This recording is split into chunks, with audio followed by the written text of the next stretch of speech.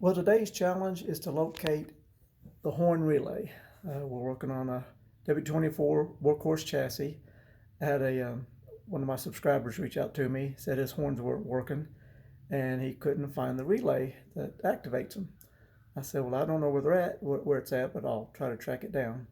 So fortunately, my horns still work, so I thought it shouldn't be no problem. I'll just unplug my working horns, push the horn button, and listen for a click.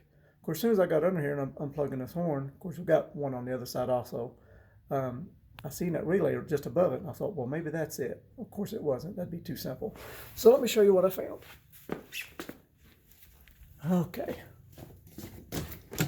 So I just went up here, pushed the horn button, and I heard a click.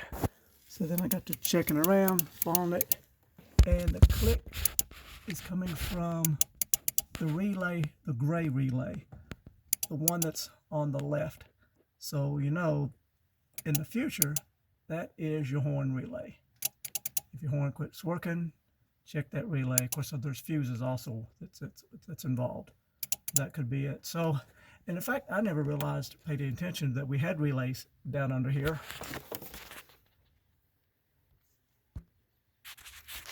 Pardon me, I had a phone call. But anyway, so I got to thinking, well, what's this other relay do? So I found out that the second relay is for the headlights. So that's probably pretty interesting to know if your headlights don't come on. Investigate that, because now this is on a Workhorse W24 chassis and a Winnebago 38J model Voyage. And another thing I'm trying to figure out for sure is if this fuse block, whatever you want to call this junction of wires, I really don't know for certain if this is a Winnebago item that's put in or if this is a Workhorse item. Seeing all these yellow wires with all the numbers on them kind of makes me think that's a Winnebago item, because Winnebago is good about putting part numbers on every wire so you can track things down. So not for certain. So this may not apply to every Workhorse. So maybe you guys out there can update me on that information.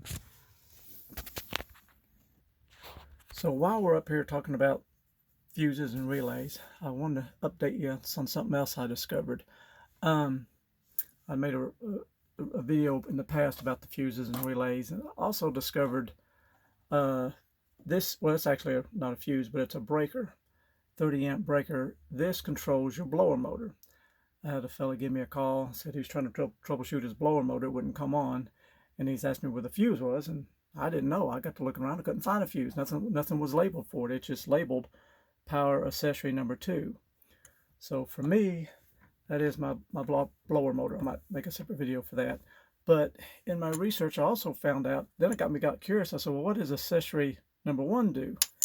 So I unplugged it and I can't find anything that's changed. Everything still seems to work. So my assumption is maybe this, of course, being an accessory, it's just not used in this particular chassis setup. Or maybe I'm assuming I think it's for the builder. So that's probably an accessory for Winnebago to use for whatever need they may call it for. But so evidently, I'm trying to track down. I haven't located. It's an orange wire that leaves out the back, but I don't know where it goes. So maybe I'll find out someday, find out what that does. It's another little mystery, always a mystery. Something else I found was cigarette lighter. I got to noticing this cigarette lighter fuse, 20 amp right here. Of course, that's the 20 amp here. But then we also have cigarette lighter fuse here. So this fuse here, this is what actually powers my cigarette lighter. This fuse here doesn't power anything. It actually feeds a little connector down here. This one. Well, that's not it. Where'd it go? Hang on, let me find him. Okay, so here the little bugger is. This connector here, it looks like it's got 3 yellow wires going to it, I believe. Maybe a couple of white. It's hard to see down in the dark.